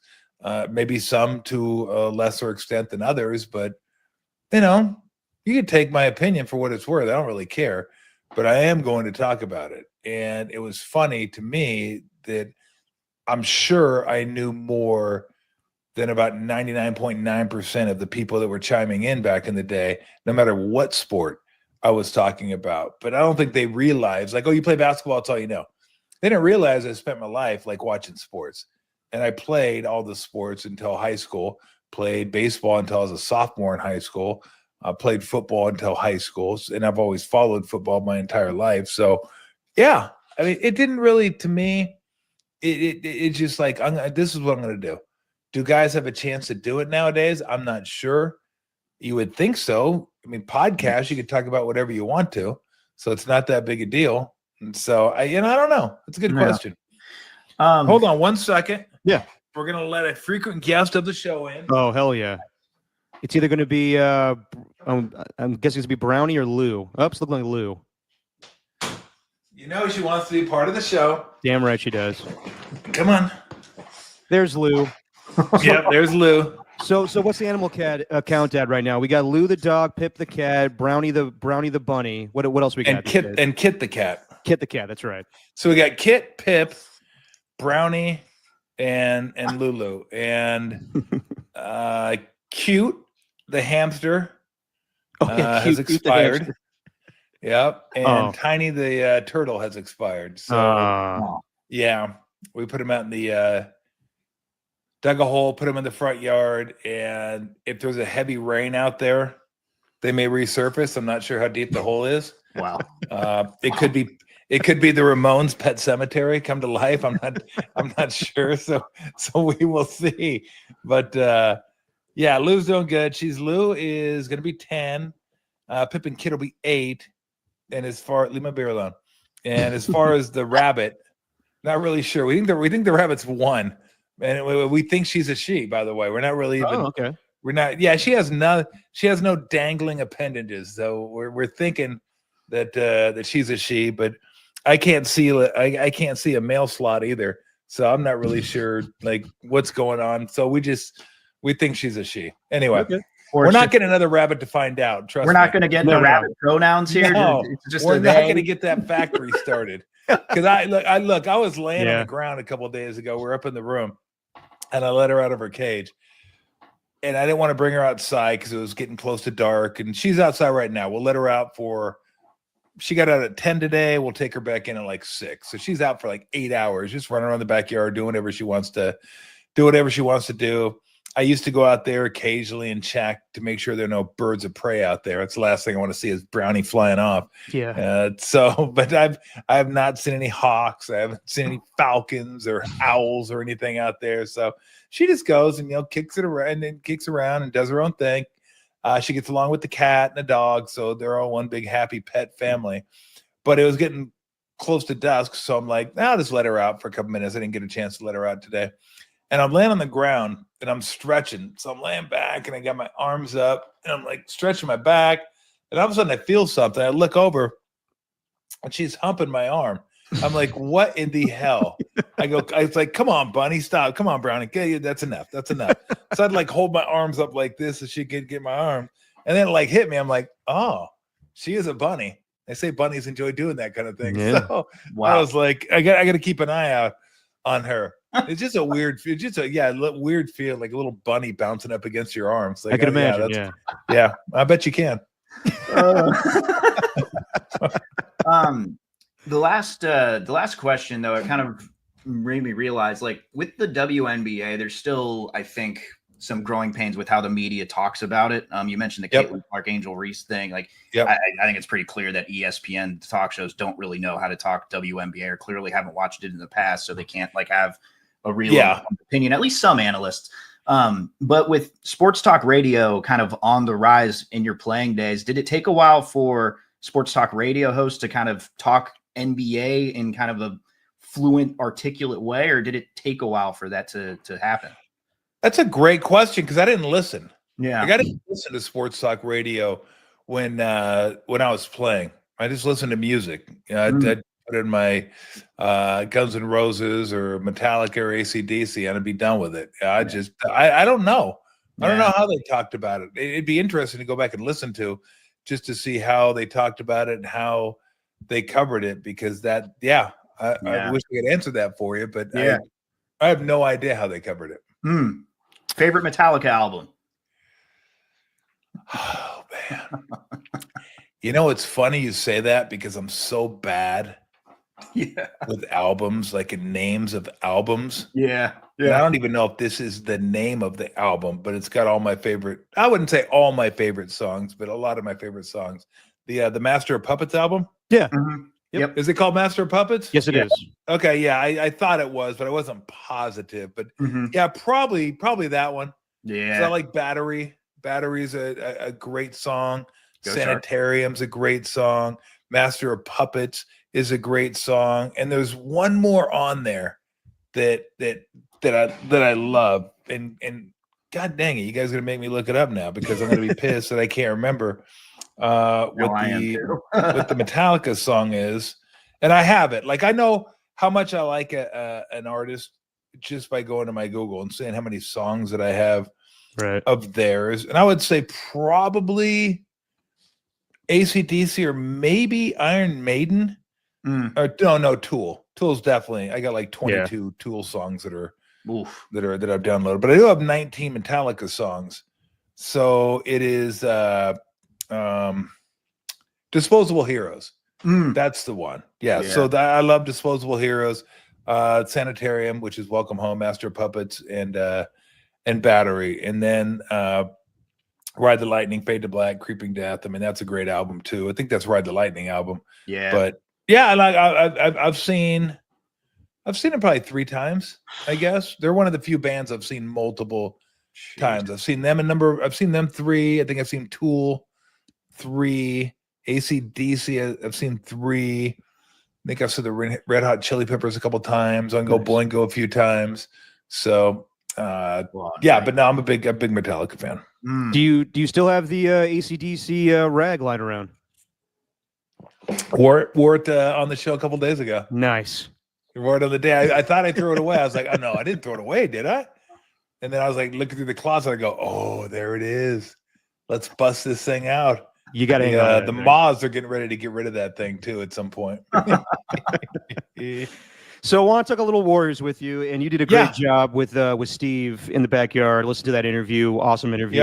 I encourage everyone to listen to it. And you guys touched on Kuminga a little bit, and I mean, I've never seen anything like this divide a fan base. Like 10 years ago, me and Steven were talking about it, how everyone was just happy that the Warriors won a championship. Now it's kind of like politics. Either you're pro Kuminga or you're pro Kerr, and it divides the fan base into something that's fucking ridiculous. What do you make of the whole thing? And do you think it's fair that Steve gets all this blame, when honestly I think it's not just Steve making the call sometimes? He's the head coach, but a lot what goes on in that organization is run by Steph and Draymond, and I'm sure they have a say in who plays, who doesn't play, what fits the scheme and whatnot. So do you think it's fair that Steve is lumped in with this whole thing? Well, look, Steve gets 17 million, so Yeah. that's what you get paid the big money for. There's a lot of guys that could draw X's and O's on a grease board and put guys in the right spot, but to be able to handle this, be able to handle a locker room, that's what you get paid the big money for. And winning championships, I mean, that's obviously goes without saying.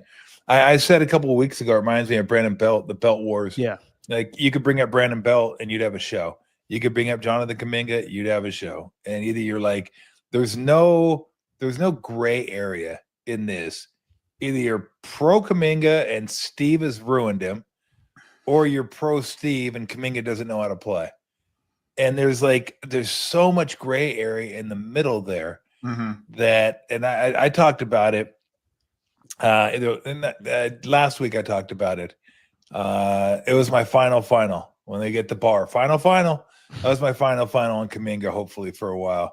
And that's a great thing. That's a great thing about doing the podcast. I'm going to fucking talk about that guy every week. Like, hey, we should probably talk about Kuminga. No, we fucking shouldn't, because I'm tired of talking about him. I don't want to talk about him. I don't care that everybody wants to talk about him, okay? Hey, listen to the podcast. I did it last week. Go back, and I feel the same exact way today as I did a week ago. And then when it's next week, I'll say I feel the same way I did 2 weeks ago. So just go watch it. I think he's a good player. He can be a really good player in a system that allows him to do what he does best, which is get the ball and attack, but he's not a ball mover. He's not a guy where he catches and makes a decision in 2 seconds, where it's pass, go, pass, kick it, pass, go set a screen. That's not who he is. I mean, you look at there's a reason he's played 20 plus minutes in 7 playoff games or 0-7 in those games. Yeah. Like that's not a massive sample size, but it kind of tells you something. That like he's a guy that can get points for you, not a rebounder and not a playmaker. And defensively, he can be good on the ball, and I think he can get better at it, but he's got to get a lot better off the ball. So if you're a team that needs someone to get you buckets and get to the rim, get you to the foul line, he can do that. Like he could definitely do that for you. The Warriors don't necessarily need that guy, especially when they built their team around Steph. And it's ball movement, it's player movement, and it's always going to be Steph as the first option when he's on the court. It just is. So ultimately, I think it'd probably be better for him and the organization to go somewhere else. I think it'd be better for them, just cut the cord, move on. People get caught up on the 7th pick. It's like, that was a long time ago now. Who cares what pick he was? Either he fits or he doesn't fit, period. And I think you get some assets for him to help you win in the next couple of years more than he's going to help you win in the next couple of years. And I think he'd be happier. I think he probably wants to go somewhere and say, hey, like, I want to be one of the guys. I want to be one of the guys they count on. I want to be one of the guys that gets 30 minutes a game. I want to be one of the guys that gets 18 shots a game. I want to be one of the guys that plays through my mistakes. And I don't blame him. Like, if I were him, I would want to too. Like, he's still going to get paid. He's still going to get good money regardless of where he goes. But sometimes you got to go try to be the man. Like, okay, go find out for yourself if you can be the man. And then we'll figure out where you are in the hierarchy of the NBA. But look, it just didn't work out for him, right? They got those draft picks. Wiseman didn't work. I don't think anybody blames them for drafting him. They needed a big guy. They did not want LaMelo Ball, and Anthony Edwards went number 1. You get Kuminga and you get Moody. And I thought Moody was really good this year until kind of he lost his confidence toward the end of the year in the playoffs. So, but with Kuminga, it just, yeah, I mean, no one wants to budge. No one wants, either he's terrible or he's great. There's no in the middle with a lot of these people. And that's where I am with him. I'm in the middle. I think it'd be better with a better team. I mean, I think it'd be better with a different team, excuse me. I don't think it's going to happen here. Do I think he could be a number 1 option for a team? Absolutely not. I think if he's your best player, you're not making the playoffs, at least not in the next few years. He to me, at his best, can be a number 2, more likely a number 3 option on a team. But look, he has a lot of things to work on. I think a lot of it comes from that ignite where you don't play for a college coach. You don't learn fundamentals. You don't learn how to play basketball. Some guys have it, some guys don't. He clearly could have benefited from a guy like, let's say, he wasn't going to play for this guy, but my coach, Lute Olson, who has passed away. But it's fundamentals. Learn how to play the game. Learn how to think the game. See the game. Like those type of things could certainly help you. And I'm not sure if he was on the same Ignite team, but Jalen Green for Houston, same thing. Learn how to play the game.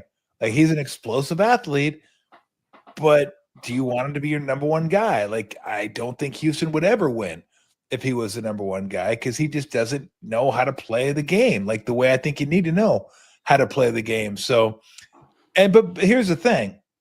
I can say all this, and people that believe in Kuminga and think he can be the guy have already tuned me out because you're not going to change their mind at this point. Yeah. I don't care how much experience I have, how many hours I've watched NBA, the fact that I played in the NBA, the fact that I've called NBA for years and years. Like it doesn't resonate with them. It just doesn't resonate. So I get it. That's just where it is. But for those people that think he's great or he's not great, and it has to be one or the other, trust me, it's in the middle somewhere. As far as Steve, I mean, he said that he's on. By the way, you can keep going. You can just keep rolling. Okay, we keep rolling with this thing. Yeah. All right. He's. I don't want to cut you short. Into it because I know you have a fucking big piece of paper there that you're fucking itching to get to. Oh, I got a million questions. You haven't even fucking talked Purdy yet. Oh, do you really want me to bore you with Purdy stuff? No, not really. Okay, we're only doing fun stuff here, but real quick, I want to ask. Okay. Damn. So speaking of coaching, Steve said that he's on a year-to-year thing, and he'll see how long he's going to coach. And I'm not going to ask you that because I know you're asked that so many times about Steve's future. Everyone thinks that you're the Steve Kerr wrangler whisperer. But what do you think about the state of coaching in the NBA right now? Because we saw Taylor Jenkins get fired with 9 games left of the regular season. We saw Michael Malone get fired with 3 games left of the regular season. And the longest tenured coaches right now were your guy Pop, Steve. We'll see how long he wants to stay with the Warriors. Probably Spoelstra. And Spoelstra. And I don't think any owner is going to give those guys the longevity that those 3 guys got. And I just feel like with Michael Malone, who just won a fucking championship a couple years ago, if you're going to ice him, then I feel owners don't really value coaching anymore, and they want their superstars to kind of lead the way. Do you get the same impression? Well, I get the impression that basketball is becoming a lot like baseball, where they want the front office to take a leading role in leading the team, and that the coach is going to be someone who, I don't want to say is given his marching orders, but has to be in collaboration with the front office, and the front office is going to have some say-so on what lineups you put out there, how the rotation is going to go. And I mean, that would never happen with Steve. It would never happen with Pop, but he's stepping down. So really it's Spoelstra and Steve that are the 2 guys that I think are going to have, like, they're the old school managers. They're the Terry Francona, who came back this year, Bruce Bochy, Dusty Baker at a World Series with Houston. Like, I mean, all the guys that I grew up with, Tommy Lasorda, Whitey Herzog, Jim Leland, I go on and on. They ran the team, period. Now guys in baseball don't run the team. Like, the manager does not run the team anymore. And I think that's where we're going in basketball, where the coach doesn't run the team anymore. Like, I think Michael Malone, really the genesis of that was him and Calvin Booth, the GM, just like butting heads. That Calvin Booth wanted some of the younger guys to play, and Malone didn't think they're ready, and he wanted to win. So as a coach, when you want to win, and this is, people criticize Steve for, develop the younger players. It's like, well, fuck, I got to win. If I don't win, I'm going to get fired. So no, I'm going to play who I think is ready to play and who's going to help me win. And they're trying to win a championship, kind of like the Warriors were trying to win a championship. Like, oh, you gotta develop Wiseman, you gotta develop Kuminga, you gotta develop Modi. Like, no, you fucking don't. You gotta win a championship. That's what you owe 15 guys. That's what fans don't get. Like, you don't owe a player development. You owe the team the best chance to win if they're a team that's a championship team. If you're the Rockets, let's say 3 years ago, go ahead and play all your young guys. You're not winning anyway. Let's get them experience, get them out there and playing. But if you have Steph Curry and Klay Thompson and Draymond Green on your team, you're going to go in there and say, hey, we got to develop these guys. No, you're not. You're going to lose the locker room.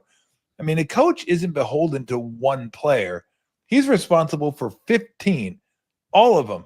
And if you're a team that's trying to win a championship, that's what you're going to do. And if you don't think the young guys are ready, you're not playing them. You're not going to develop them just for developmental sake.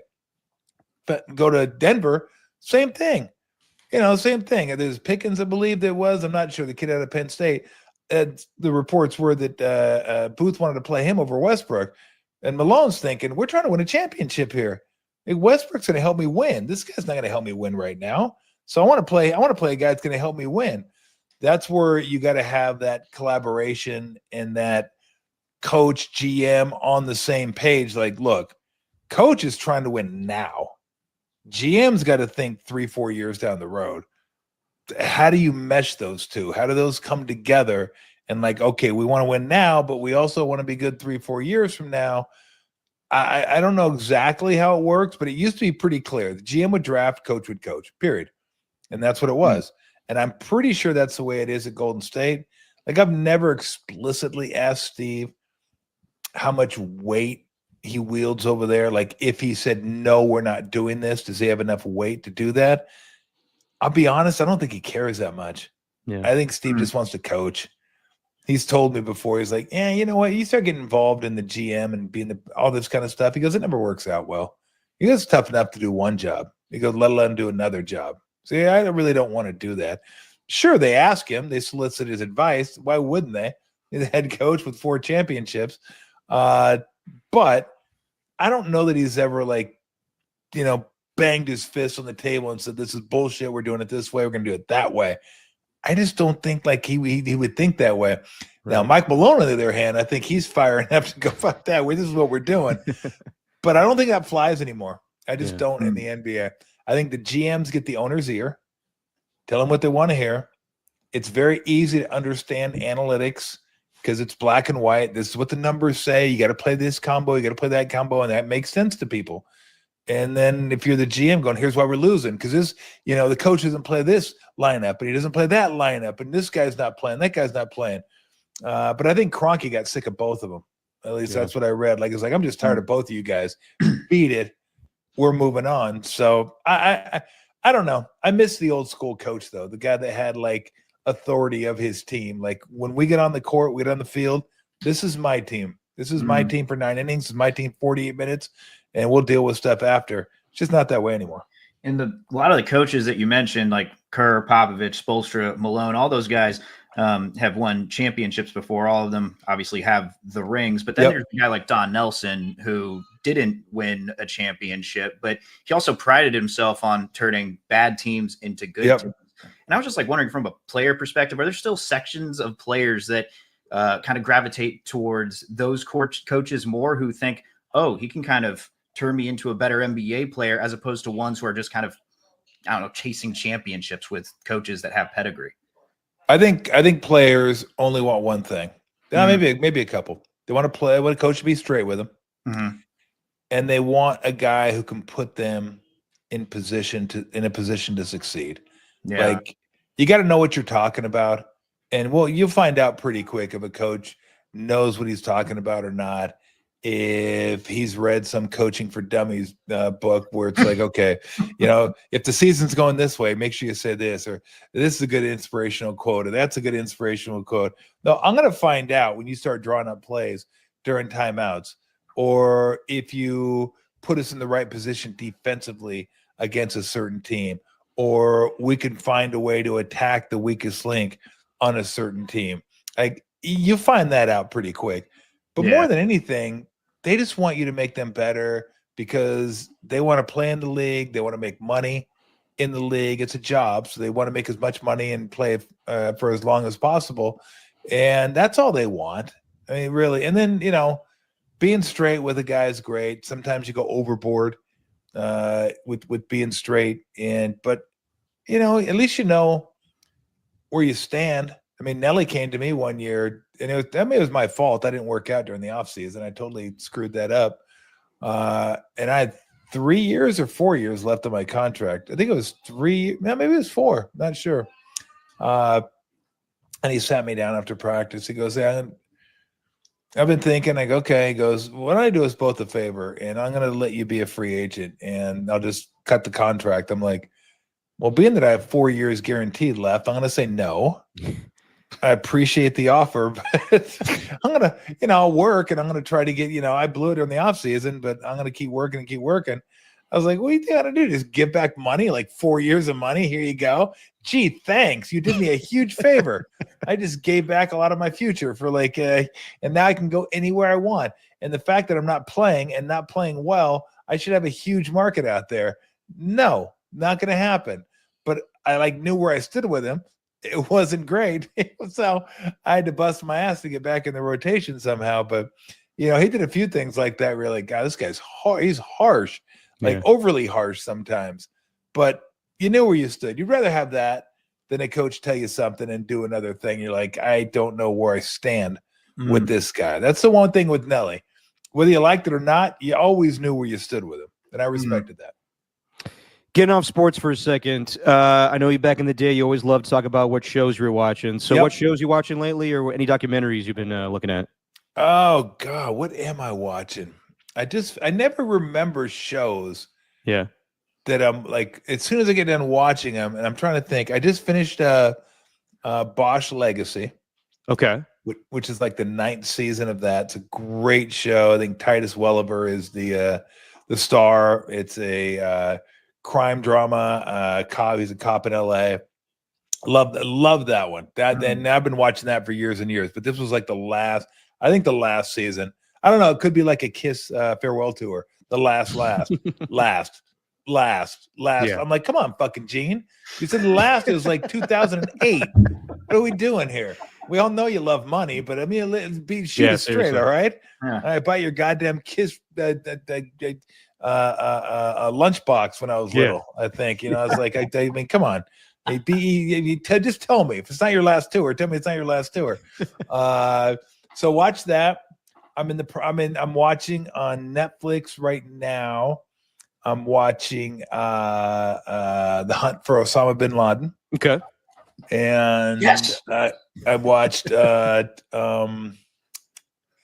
what's the name of the show? It's on Netflix, and it's a Vietnam show. Turning Point. Yes, Turning Point. Thank you. I love that show. I'm on both of those right now, Tom. I'm on your level right there, man. Yeah. No, I watched the Cold War one twice. It was so good. I watched it twice, and literally the second time I watched it was like less than 2 months after I watched it the first time, which is like amazing because it's like 9 episodes and it's in depth. There's so much info in that thing. I was like, I got to watch this again. I'm losing like all this information just seeping out. Like, I got to go back and watch it again. So, and the first one was Turning Point 9/11. Right. But this one's really, the Vietnam one was really good. It's one of those things like the Cold War where you kind of know about it. Like, right, you learn about it in school a little bit. You're like, I kind of know about that. And you're watching, like, I didn't know shit about that. Like, it's some of the stuff that they talk about. The Vietnam one, it's very similar. It wasn't as long. I think it's 5 episodes compared to like 8 or 9, which the Cold War one was. But no, I love historical stuff. Historical stuff is right up my alley. I'm a huge fan of that kind of stuff. So I'm trying to think. I gotta go like by channels now, like right by streaming services. Like, okay, what did I watch on this? What's new on this? What did I get? I just watched Silo. Okay, on Apple TV. Yeah, which I really like. There's one on Paramount that I just got. Reacher. Just watch Reacher. It's so funny too because my mom loves the Reacher books. And my mom reads. My mom's a voracious reader. She read a book that was like 1,000 pages, and much like Turning Point, she read. Like when I watched Turning Point twice, she read this book twice. I'm like, you read a 1,000-page book twice? She goes, I loved it. She goes, it's incredible. But she just consumes these books at an unbelievable pace. So she loves the Reacher books. So I asked her when the movie came out, I go, what'd you think about Reacher when Tom Cruise was playing Reacher? Yeah. She's like, okay, he's like 5'8". Jack Reacher's big. Jack Reacher in the book's like a big dude. So I'm like, oh, okay, all right. So when Reacher came out on Prime, I'm like, oh, they go, that's Reacher right there. And I like it. I'm like, oh, I like Reacher. So I called her expecting like she would like it. And she's like, yeah, I don't really like him as an actor. I go, come on. You know what I think it is? I think she loved the book so much. And sometimes when you love a book that much, the adaptation doesn't translate onto screen. Like because you have everything in your mind. And that's the best thing about reading a book is everything is for you. Like no one's going to have the same experience you do when you're reading a book. So when you watch it on TV, right, that's the director's vision, or in the movie, that's the director's vision, or the producer, whatever. And it's not the same as yours, so it doesn't match up. So I was like, all right, I give up then. I'm trying to call you and say, hey, you should watch this. This is really good. And you're like, nah, I don't like that. I don't like that. I'm like, okay, whatever. Just whatever. So, but those are some of the ones that I've been watching recently. But yes, I tell everybody, watch Turning Point. Like they're amazing. Absolutely amazing. I would say the 9/11 one's the hardest one to watch just because it happened recently compared to World War II and Vietnam. Right. And that almost, that's before most of us were alive. I was really young during Vietnam, but I don't obviously remember it. And then World War II was way before I was born. So getting a chance to watch that and learn about that is pretty wild. 9/11 just like kind of hits you because you're like, oh shit. Like I remember that. Like that was like, whew. So I remember being up in the bedroom, like waking up in the morning and somebody called me, I turned on the TV and first thing I saw was a smoking tower. I'm like, oh my gosh. So watching that was like more visceral than the other two. But the information you get and learning about it is, again, historical stuff is right at my alley. I love that stuff. Anything that's like really well done, that's historical, I'm down for that. And you're getting both sides with the Vietnam War too. Yes, absolutely. And like I'm turning it on like right before we go to sleep, and my wife's like, "Are you watching a documentary about the Vietnam War?" I'm like, "Yeah, I got to go to bed, and this is what I'm going to go to sleep to." It doesn't really work. I mean, you kind of stay up thinking a little bit, processing what the hell you just watched. Well, what I didn't realize, like the first thing I learned was that Ho Chi Minh, who kind of ran the North. And the South, I forgot who at the time was the president of the South. But they had an accord that for whatever, I can't remember the exact particulars, but after a certain time frame, I think it was 2 years, they're going to vote to unify Korea, right? And whoever won that you were going to be the president of Korea. Well, the South realized they had no chance. Like Ho Chi Minh was going to crush him. He was going to win the vote. They just said, fuck it, we're not voting. So we're not going to do it. So Ho Chi Minh just said, well, fuck that then. We're going to come in. We're going to make you guys vote. We're just going to take over. I didn't realize at the time that, the South, according to the documentary, started it by not, they were reneging. We're not going to vote. You guys are going to win. Like, how good is that? Hey, you guys are going to win. We're not going to vote. We're not going to do it. Yeah. Wait, excuse me, what? And they just said, no. If you're not going to do that, we're going to do it our way. And that kind of started the whole thing. And you remember back in that time period, I just remember growing up, there was such hatred's the right word, but man, communism was just another thing. Like you just heard communism, right? And it's like, because that's the way everybody wanted you to feel. That's the way the government wanted you to feel. So anything communist was like, we got to fight that. So we're going to go over there because we don't want the North to get taken over by communists, because if they take over, then they can move over to this country and then that country and then this country. So we got to defend, South. It's just a fucking disaster. Yeah. I mean, just a disaster on all levels. And then you look at some of the tapes that they had that they kept in the White House that you're listening to. You're like, holy shit. Yeah. These guys knew they knew it was going to work. Yeah. Like they knew they were screwed from the get-go and kept on going and killing our own people. It just, so again, you get when you watch this why people distrust the government, because it's like, we never know when we're getting shot straight. Yeah. Are you shooting us straight? I think at this point, most people just feel like they're lying to us. Just like, okay, you're lying to us. We totally get it. Just don't make it too outrageous, but we totally get it. But when you hear it on tape, it's like, oh my God, this is actually new. Like, it's like a what? So I encourage people to watch it just from a standpoint, like this is a huge part of American history. Not as big as a World War II. That's why that's 9 episodes, but it's a big one. It to me, I just feel like the more I can learn and kind of understand kind of where we are now, for the better. Maybe not. I don't know. Taught me a lot about the state of journalism, that's for sure. The Dan Rather and Walter Cronkite. Yeah. They were the only totally guys different, huh? telling the truth, and you're just Dan like, Rather wasn't fucking going for clicks. Not at all. Not at all. It's like now it's just, you never know what to believe. Yeah. It's crazy. Brokaw's out there with some fucking naked chick in the background going, come on, baby, give me some clicks. That was crazy. But then again, what were your options? You had like three channels. Yeah. Right. Now everybody's competing for eyeballs. Yeah. And they just got to do the dumbest shit. Yeah. Like I said, it's hard because I do these things on Instagram occasionally, like live videos where I'm just like, hey, here's we're coming on for the show. And then I'll just hit something for like 10 minutes that, piques my interest. Like I talked about Memorial Day yesterday, doing IG Live and the real meaning of Memorial Day, which is obviously the sales that they have 0% APR on monster trucks and all kinds of stuff. I think my favorite one was I said, I don't want to leave the girls out. They're having sales on dildos.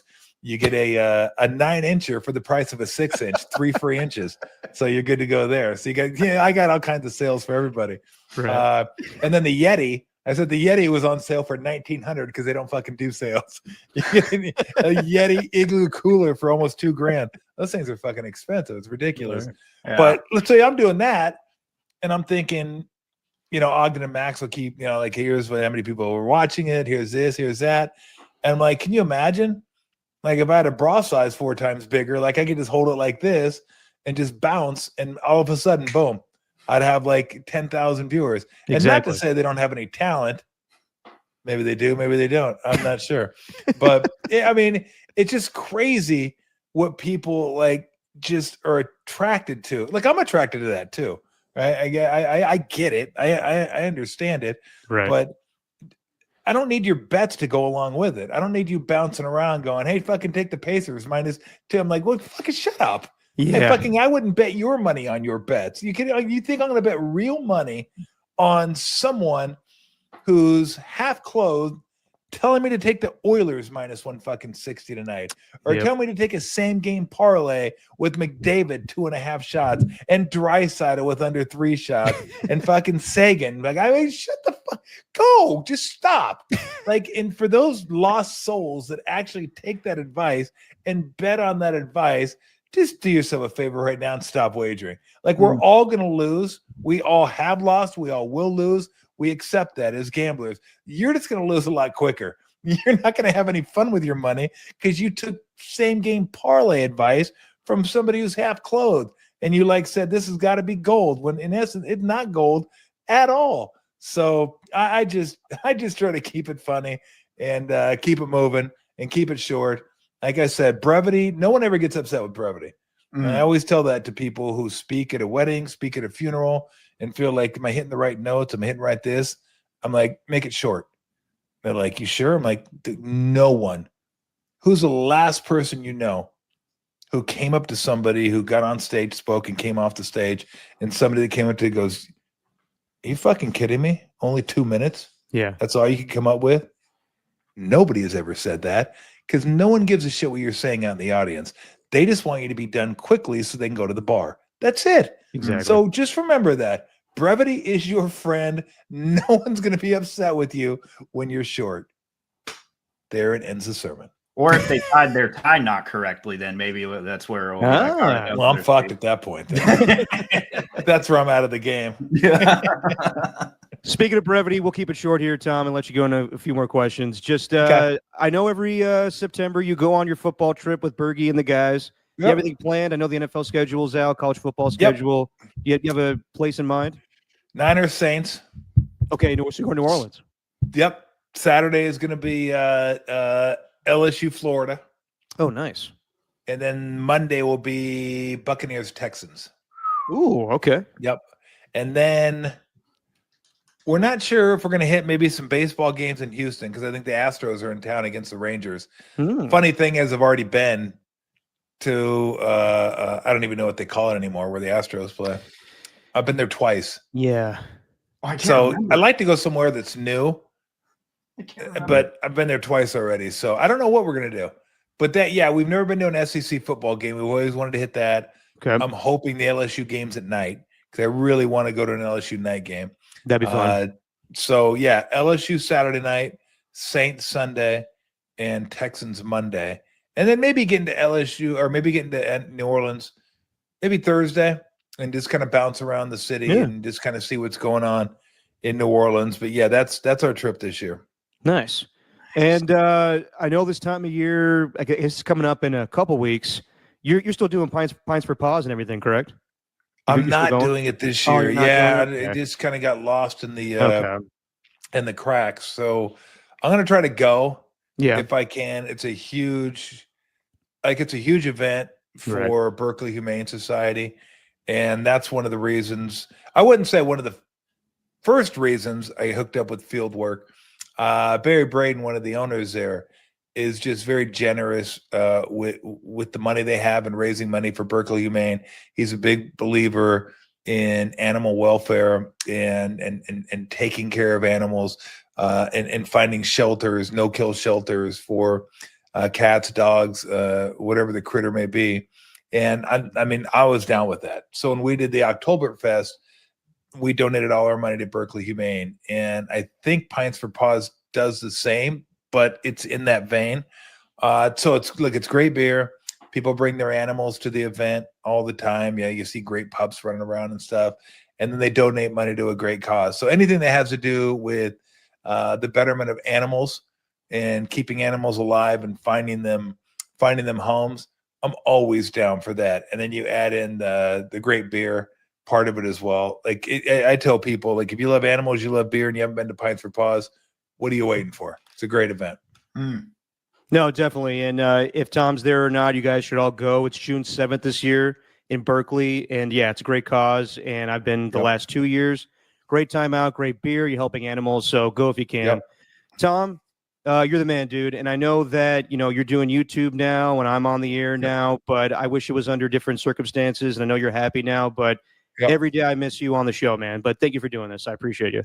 No, I appreciate it. Is Larry still watering those plants?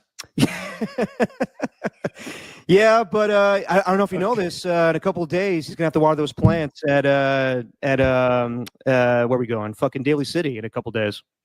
Oh, you guys are actually going. You're going to Daly City. We're going to Daly City on Thursday, and get this: the drive time show is the guinea pigs. We're gonna be the first show that has to flip on the switch. We've been told already by Andrew Stern and all the engineers that we may not be on the air that day. What? Exactly. What you fucking Modesto Radio? Yeah, no, on fucking air that day. No, like they don't know if we're gonna be live on the air when they flip the switch, and they told us it'd be best to have like probably an hour and a half an hour in the can of pre-recorded interviews. And I was like, it's a fucking live radio show. I don't know what you want us to do. Why can't they test that out the day before? Or test it out on a night show or, something else. But we have no idea if we're going to be on the air on Thursday. Yeah. I mean, come on. Yeah. That's amazing. Yeah. That is amazing. But not surprising, Tom. Not surprising at all. No. I mean, that's expected. Absolutely expected. Wow. Gosh, so you guys trying to think how long we're at the old place where you're at now. Yeah. Because we're at a different place on 55 Hawthorne. Right. That was our first place when I worked with Ralph. Yep. And that was a great place because it was like a quarter mile from the freeway. It was like the best. Like boom, boom, on the freeway, you're off. And this place was cool too. I mean, it was a nice place. I mean, it was a lot better before they put us in a fucking tin can for a studio. I mean, that was the best part about working there, right? We had a beautiful studio, a couple of TVs, huge space, big room. And they were so fucking smart. They said, hey, let's move you to a fucking little little tin can studio over here that's by the window. You'll really appreciate that.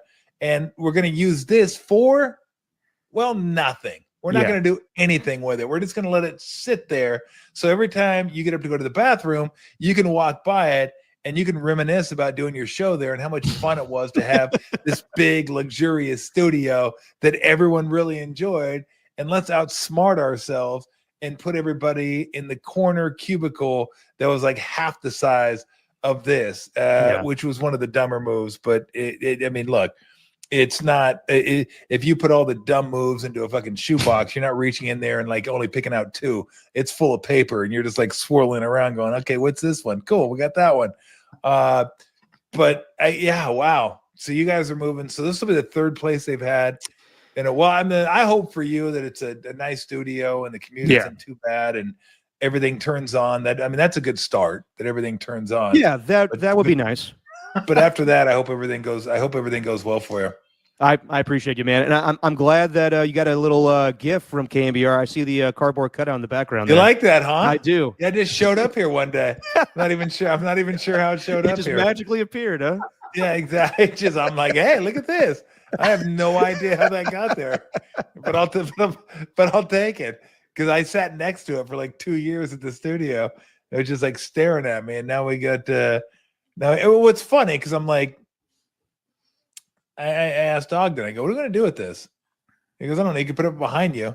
Yeah. I'm like, I don't need another one of me in the shot. Like, it's not like PTI where they have all the different cardboard heads, but it's not of them. It's of different people. Like it'd be okay if it was different people, but it looks dumb when it's like you. Like I don't need me and me in the same shot. Right. So I don't know what I'm gonna do with that. It's the complete opposite of my dad, who would love to have more of him in the background. Your dad loves your dad. Yeah. And he loves his fucking hats too. Yes, he does. Big fan. I don't know how many hats do you think he has? You know, it's funny because did you see whenever he would come in studio, he'd have a stack of them like ready to go? It's like, that's insane. Oh, yeah. What are you doing? I mean, every segment, it was a different hat. I'm like, who are you, fucking Barbie? Like we got a new outfit, like your beach outfit, your mountain outfit, your fucking scuba diving outfit, you're going to the zoo outfit. What are you doing today, Barbie? Going to space. Oh, fucking fantastic. I see you got your little helmet. Oh, look at you. What are you fighting in the fucking desert storm? And you fucking got fatigues on and fucking an AK-47 and oh, look at you. Fucking desert storm Barbie. You're fucking fantastic. Oh, look, it's Antarctica Barbie. You got all the fucking white and the oh, it's Safari Army. Safari Barbie.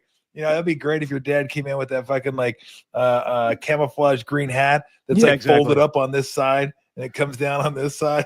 one of those fucking type deals. But they just like the bill wouldn't be like, where's that hat? The one that killed me too is when your dad wore the flat bill. Yeah, exactly. I was like, who are you? Crisscross? I mean, if I can try to start a new fashion here, you wearing your jeans backward? The first time I had to talk to Kyle when you left was I asked him straight up. I was like, so did you think it's weird every time you sit down for an interview and he's wearing the exact same clothes as you? And he was like, oh yeah, definitely. What's up with that, man? Yeah, the hats were wild. Yeah, the hats. I was like, I go, bro, you're older than me. What are we doing? Yeah. If I can do it. And the thing about the hat that I never understood is like nobody loves his hair more than your dad loves his hair. Oh, I know. You're covering up your hair. Like, what are you doing? Well, he has to. Are we like in a transition period here? Well, like, what happened here? Well, he's got to cover up the days the dye's not setting in, Tom. Oh, Derek. It's just the truth. Watch the Giants post game show. You'll see him dripping all over Sean Estes' shoes. Come on. Are you going fucking Greg Giuliani? Is that what you're fucking trying to say? Is that what you're trying to say? Like fucking George trying Clooney. to get both of us in trouble. Yeah, George Clooney in the Broadway play. Yeah, Clooney in the great call, Stephen. Oh man, that's good stuff. Tom, thank you so much, man. We wasted a bunch of your time, but thank you for doing this. No worries. Man. Yeah, no, I knew. Right. That's why I say 45 because then we can go an hour and 15. I feel okay about it. Yeah, there you go. There you go. Hey guys, anytime, give me a buzz. You get the number. I appreciate you, man. Catch Tom's show all the time, the Tom Tolbert Show. It's all over YouTube, wherever you get your podcast. Tom, thanks again, man. See you, boys. Thanks, Appreciate man. you. Yep.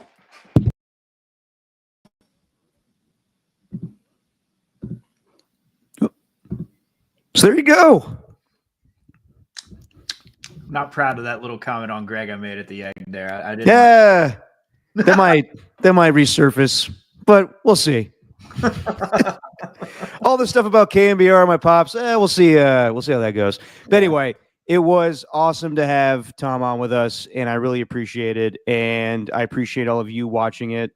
Yeah, like I said, Tom has been awesome to work with, and I wish nothing but the best for him and his YouTube channel and show. We're good friends with Daniel Ogden, who produces it. So we appreciate him doing this, and yeah, I wish nothing but the best for Tom going forward. Oh yeah, he was great, man. He was great. I still had a couple on the table. I could have asked him too. We could have done a part 2. We need to do a part 2 with him. And the main thing I wanted to ask him was well, not the main thing, because I got a majority of the questions I wanted out of the way, but the main thing was when we had Tim Hardaway in studio once, and we asked him who's the one guy that the number one guy you would party with the Warriors, or the one guy you'd want to go out drinking with out of that squad that you played with Run TMC.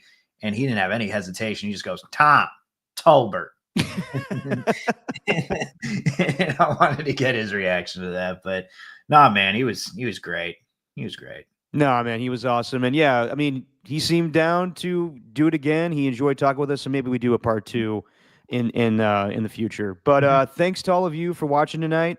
Really appreciate it. And yeah, we'll be back on Sunday. And well, it's official now. The Thunder are going to the NBA Finals, and we'll see what happens tomorrow. Maybe the Pacers or maybe the Knicks extend the series and it goes to 6. But I think probably by the time we're back on Sunday at our usual time at 11, we may have the finals matchup. But we'll talk about that along with I think Jalen Ramsey's on the verge of being traded. Maybe Aaron Rodgers finally fucking signs. We don't have to do this anymore. But let's put the timing on the table there for Sunday.